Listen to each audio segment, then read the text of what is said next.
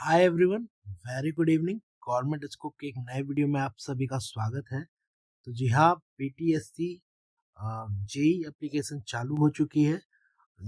ये junior engineer की बहाली के लिए होता है। बिहार सरकार में अलग अलग विभागों में एक साथ जो वैकेंसी आती है उसे एक साथ ही जेई के पद पर नियुक्त कर देने के लिए ये परीक्षा ली जाती है। तो आइए, इसमें बहुत सारी चेंजेस हुई हैं। तो वो कौन सी चेंजेस हैं? वो आरक्षण में चेंजेस है, आपके क्वालिफिकेशन वगैरह में चेंजेस हैं कुछ कुछ। तो उसकी पूरी जानकारी हम नीचे देंगे। तो सबसे पहले हम लोग ये देख लें कि बिहार तकनीकी सेवा आयोग आवश्यक सूचना 12/12/2025 को आया है, यानी आज ही के डेट में आया है आपको। और इसमें लिखा हुआ है विज्ञापन संख्या 28/2025, कनीय अभियंता सैनिक। बिहार सरकार के विभिन्न विभागों के अंतर्गत कनीय अभियंता सैनिक की कुल 2653 रिक्त पदों पर नियुक्ति हेतु दिनांक 12/12/2025 से 12 जनवरी 2026 तक ऑनलाइन आवेदन करने की तिथि निर्धारित की गई है। विस्तृत विज्ञापन वेबसाइट पे अवेलेबल है www.btsc.bihar.government.in और 12/12/5 से देखा जा सकता है। तो चलिए, उसकी पूरी विज्ञापन भी हम लोग देख लेते हैं। तो ये रहा उसका विज्ञापन। बिहार तकनीकी सेवा आयोग 28/2025, कनीय अभियंता सैनिक यानी सिविल के लिए मैं बता रहा हूँ।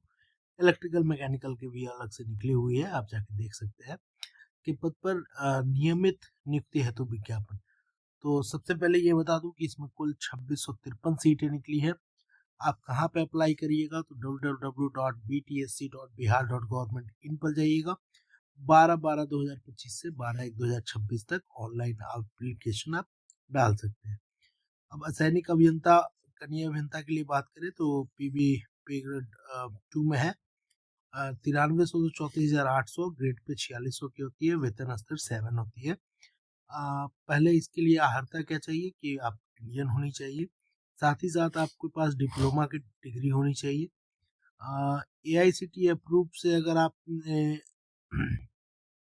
सैनिक अभियंत्रण में आपके पास अप्रूवल होना चाहिए, जो भी आपने किया हो, अथवा यूजीसी एक्ट प्रावधान के अंतर्गत स्थापित यूनिवर्सिटी अथवा डीम्ड यूनिवर्सिटी द्वारा नॉन डिस्टेंस यानी रेगुलर कोर्स में निर्गत सैनिक अभियंत्रण में डिप्लोमाधारी अथवा समकक्ष योग्यता में होनी चाहिए। तो बता दूं, यहाँ पे डिप्लोमाधारी मस्ट है, यानी बीटेक इज नॉट अलाउड। अगर आपके पास सिर्फ बीटेक का डिग्री है तो भैया आप जेई नहीं बन सकते, as it is governed and told by PTSC Bihar तकनीकी सेवा आयोग एडवर्टाइजमेंट। तो चलिए, नीचे हम लोग जब पढ़ते हैं तो किस किस विभाग में कौन कौन सी सीट है। तो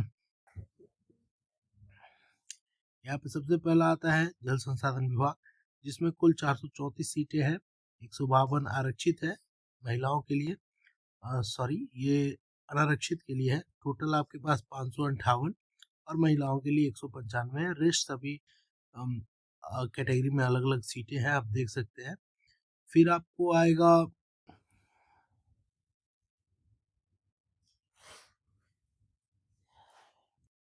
अभी जो एक मेजर चेंजेस थी अपने आरक्षण में, उसी के बारे में बता रहा हूँ आपको कि TRE 4 में जो टीचर की वैकेंसी थी उसमें आने वाली है। उसमें कहा गया कि 12th और 10th अगर आपका बिहार से है तो आपको अलग से हम आरक्षण देंगे। मतलब आउटर को हमें आउटर करना है, मतलब अदर स्टेट को कम करने के लिए ये प्रावधान अपनाया गया है। तो सिमिलर वे में यहाँ भी आरक्षण दिया गया है, लेकिन 60-40 का। वहाँ भी 60-40 था, यहाँ भी 60-40 है। इसमें कहा गया है कि आप एक लिस्ट है इनके, बिहार के संस्थान से अगर आपने पास किया है तो आपको 60% वाले में आरक्षण मिलेगा। रेस्ट अगर आपने नहीं किया है तो आपको 40% वाले में आरक्षण मिलेगा। तो सिमिलर वे में इन्होंने हर विभाग के सीटों को तोड़ दिया है, ओपन कर दिया है 60% और 40% आपको बिहार वाले में कर दिया है। तो ये चीज आप देख लीजिएगा ध्यान से। चलिए शुरू करते हैं हम लोग जल संसाधन विभाग में। टोटल हमारे पास 558 था, लेकिन इसे तोड़ दिया गया है, 334 ओपन है। मतलब अदर स्टेट में भी क्या, सिर्फ ये वो पोस्ट पे आप एलिजिबल है, 260 पोस्ट में। अरे सभी तो कैटेगरी है तो वो ऑलरेडी रिजर्व्ड है, बिहार के लिए। यहाँ पे जो ओपन वाले में से जो 174 सीट था उसको भी इन्होंने रिजर्व कर दिया है फॉर बिहार कैंडिडेट्स।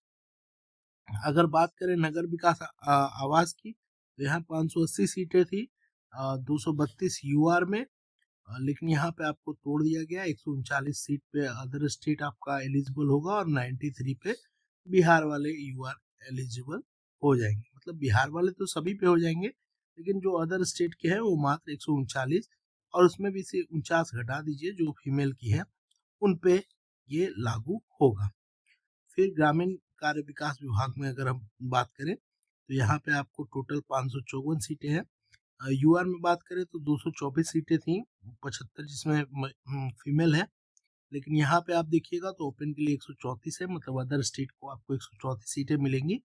रेस्ट आपका 45, इसमें से और माइनस कर लीजिए, यानी लगभग 90-95 की सीटें बचेगी अदर स्टेट के लिए, और अपना बाकी जो रहेगा वो बिहार के लिए रिजर्व हो जाएगा। भवन निर्माण विभाग के लिए अगर कुल सीटों की बात करें तो 149 है, यूआर में बात करें तो 78-27, इतना पे ही आपको अदर स्टेट के स्टूडेंट फाइट कर सकते हैं, चाहे महिला हो चाहे पुरुष हो। रेस्ट आपको बिहार के लिए बुक हो जाएगा, मतलब 47-16 आप कर लीजिए, तो यूआर में इतने लोग पे ही अदर स्टेट आपका लड़ सकता है या फाइट कर सकता है। पथ निर्माण विभाग की बात करें तो टोटल 376 सीटें हैं, जिसमें आपको 79 प्लस 1 लिखा हुआ है, यानी 80 रख लीजिए। 80 में से 28 घटा लीजिए जो फीमेल के लिए रिजर्व है, तो मोटा मोटी आप समझ के चलिए कि 62 सीटें ऐसी है जिसमें आप यूआर है या कोई भी कैटेगरी अदर स्टेट के हैं तो आप फाइट कर सकते हैं। तो सभी पे बिहार अपना फाइट करेगा। छठा आपका जो है पशु एवं मत्स्य विभाग, इसमें कुल सीटें 17 है।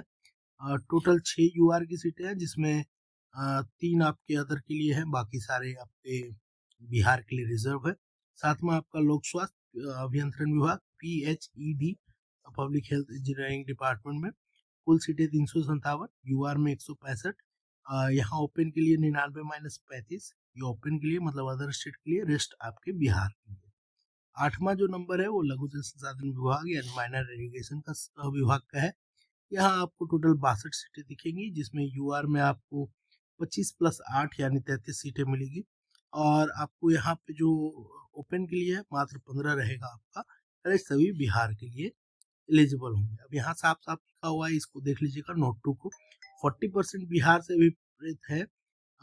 दर्शाए गए रिक्तियों की संख्या बिहार राज्य के अंदर अवस्थित विज्ञापन की कंडिका 1 का 3 में वर्णित संस्थानों से अनिवार्य शैक्षणिक अर्हता प्राप्त अभ्यर्थियों के लिए आरक्षित है। मतलब इसमें साफ साफ ये लिखा हुआ है ना कि अगर आप बिहार से भी है लेकिन इनके बताए हुए संस्थान से अगर आप नहीं है तो आप इस 40% सीट के लिए एलिजिबल नहीं है, रेस्ट 60% आप एलिजिबल है। तो ये चीज थोड़ा सा गौर करने वाली बात है, आप एक बार देख लीजिएगा, क्योंकि बहुत उलटफेर हो जाएगा। कट ऑफ ये 40% वाले का यूआर से भी नीचे जाएगा, मतलब यूआर के भी अब 2 कट ऑफ निकलेंगे, एक ओपन के निकलेगा, एक आपका बिहार यूआर के लिए निकलेंगे। ठीक है, तो आगे ये देखिए दूसरा इन्होंने लिखा है, लिखित परीक्षा के पूर्व कोई भी सीटें हों वो बढ़ घट सकती है, वो मैटर की बात है। उम्र सीमा की बात करें तो मिनिमम आपको 18 वर्ष और मैक्सिमम आपकी 37 वर्ष होनी चाहिए। फीमेल के लिए 40 वर्ष रखी गई है। 3 वर्ष आपके ओबीसी के लिए और 5 वर्ष आपको SC/ST के लिए छूट दी गई है। मैट्रिकुलेशन में जो आपका डेट ऑफ बर्थ है वो उसी से जन्म तिथि से ही मान्य लिया जाएगा। संकल्प अगर 962 की बात करें तो दिव्यांगों के लिए 10 वर्ष की छूट दी गई है। सामान्य प्रशासन विभाग के संकल्प अगर 2374 की बात करें तो जो आपकी नियमित सरकारी कर्मी है उनको 5 साल की छूट मिलेगी। कनीय अभियंता के पद पर जो संविदा आधारित है उन्हें समतुल्य मिलेगा, जितना जितना एज उन्होंने काम किया है संविदा पर, उसको उतना एज का बेनिफिट मिल जाएगा। फिर आगे अगर बात करें आपकी सामान्य प्रशासन के परिपत्र संख्या 212 में, तो यहाँ भी आपको छूट की दी गई है कि विलम्ब की अवधि, अगर मान लीजिए कि जो 2018 में फॉर्म निकला था उसके बाद से 7 साल लगभग फॉर्म नहीं मिला है, तो अगर आप इस एज में भी अगर आपकी अधिकतम आयु खत्म हो जाती है तो भी आप एलिजिबल है, मतलब आपको 7 साल का रिबेट मिल सकता है। या जो जैसे मतलब 24 को आपका 37 वर्ष पूरा हो गया तो इसमें आपको 1 साल का रिबेट मिल जाएगा और आप एलिजिबल हो जाएंगे। साफ साफ मान लीजिए 2018 आपका कट ऑफ डेट हो गया, आप एलिजिबल है। चलिए आगे हम लोग बात करते हैं। जन्म तिथि के आधार पर 60 वर्ष से अधिक आयु के अभ्यर्थियों को अंतिम रूप से चयनित नहीं किया जाएगा। मान लीजिए कि अगर आपकी एज बहुत ज्यादा हो गई है तो आपको नहीं सेलेक्ट किया जाएगा, छूट लेने के बाद भी। ठीक है, आगे अगर बात कीजिएगा तो आरक्षण ऑनलाइन में आप जो भी आरक्षण कीजिएगा वही, उसके बाद से आपको कोई दावा नहीं मिलेगा। अनुसूचित जाति के लिए आपको जाति प्रमाण पत्र, अस्थायी प्रमाण पत्र चाहिए। पिछड़ा वर्ग में क्रीमी लेयर रहित प्रमाण पत्र, अस्थायी प्रमाण पत्र चाहिए। आर्थिक रूप से कमजोर के लिए आपको आय परिसंपत्ति प्रमाण पत्र और अस्थायी निवासी यानी मूल प्रमाण पत्र आपको चाहिए। ये आपकी आरक्षित कोटि है, उसके परसेंटेज होते हैं, आप उसे एक बार देख लीजिएगा। रेस्ट अगर नीचे अगर आप आइएगा तो यहाँ पे आपको दिखेगा आवेदन शुल्क। आवेदन शुल्क आपको मात्र 100 रुपये लगेंगे। एप्लीकेशन जो होगी आपकी ऑनलाइन मोड में होगी और जो पेमेंट होगा वो credit card, debit card, internet banking, UPI से हो जाएगी आराम से। आपको एक फोटो आइडेंटिटी प्रूफ भी देना है। चयन की प्रक्रिया में आपको क्या करना है, या आपको 100 मार्क्स के होंगे जिसमें आपको 75 मार्क्स के रिटन एग्जाम होंगे और 25 मार्क्स जो होगी वो अधिमानता मिलेगी एज इट इज 25% जो आपको मिलता है रिजर्वेशन फॉर संविदा कर्मी। तो बेसिकली इसमें भी वही होगा जो बीपीएससी यही में हो रहा है। 25 मार्क्स है, आपको 75 नंबर के अगर होंगे क्वेश्चन तो सही है, अदरवाइज परसेंटेज में कन्वर्ट होगा और वहां से जो संविदा कर्मी है वो रेगुलाइज कर दिया जाएगा। तो बाकी अगर आप देखिएगा परीक्षा की संरचना में तो कुल 100 प्रश्न होंगे और 100 में आपकी नेगेटिव मार्किंग भी रहेगी। आपको डिप्लोमा इंजीनियरिंग के जो 3 वर्षीय कोर्स होती है उसी का आपका कैरिकुलम रहेगा। अगर एक से ज़्यादा शिफ्टों में हुई तो नॉर्मलाइजेशन का प्रोसेस किया जाएगा। रेस्ट आपका इसमें कुछ है नहीं, आप महत्वपूर्ण निर्देश है, आप इसी तरह से अपना फोटो या फॉर्म वगैरह जितने भी है वो भर सकते हैं। डेट आपका 12/1/26 के पहले का होना चाहिए सब कुछ।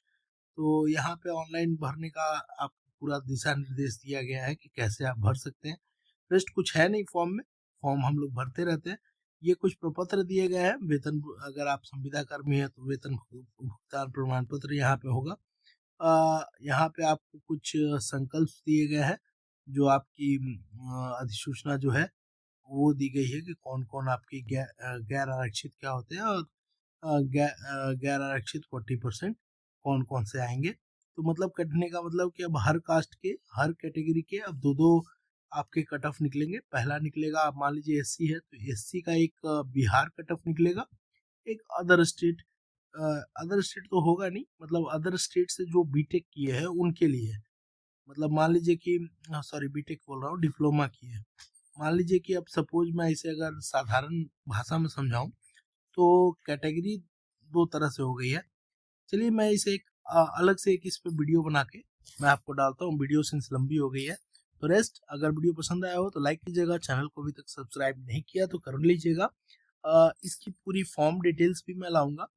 अगर एलिजिबल हूँगा और कोई डिप्लोमा कैंडिडेट का मिलता है तो मैं उनको पूरी फॉर्म आपको भरकर सिखा भी दूंगा कि फॉर्म भरना कितना आसान है। तो चलिए, गवर्नमेंट स्कूल को अभी तक सब्सक्राइब नहीं किया तो कर लीजिए। हम इसी तरह के वीडियो लाते रहते हैं। धन्यवाद।